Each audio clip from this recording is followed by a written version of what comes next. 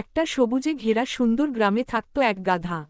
তার নাম ছিল স্কাই। স্কাই দেখতে খুব কিউট, লম্বা কান, উজ্জ্বল চোখ আর সব সময় মুখে হাসি, চোখে হাসির সাথে মুখে হাসি। গ্রামের লোকেরা গাধা বলে তাকে তেমন গুরুত্ব দিত না। অনেকে বলতো গাধা মানেই বোকা, কিন্তু স্কাই মোটেও বোকা ছিল না। সে ছিল খুব বুদ্ধিমান আর দয়ালু, আলোর বাল্ব লালহাট। একদিন গ্রামের বাইরে পাহাড়ের দিক থেকে হঠাৎ জোরে বৃষ্টি নামল, বৃষ্টির সাথে মেঘ।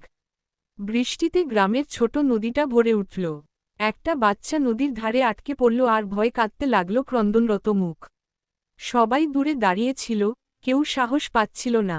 ঠিক তখনই স্কাই এগিয়ে এল। স্কাই ধীরে ধীরে নদীতে নামল। নিজের শক্ত পা দিয়ে পথ বানিয়ে বাচ্চাটাকে নিরাপদে পার করে দিল করমর্দন। সবাই অবাক হয়ে গেল, অবাক হয়ে যাওয়া মুখ। গ্রামের লোকেরা বুঝল, বুদ্ধি আর সাহস চেহারায় নয়, মনের ভেতরে থাকে। সেই দিন থেকে স্কাই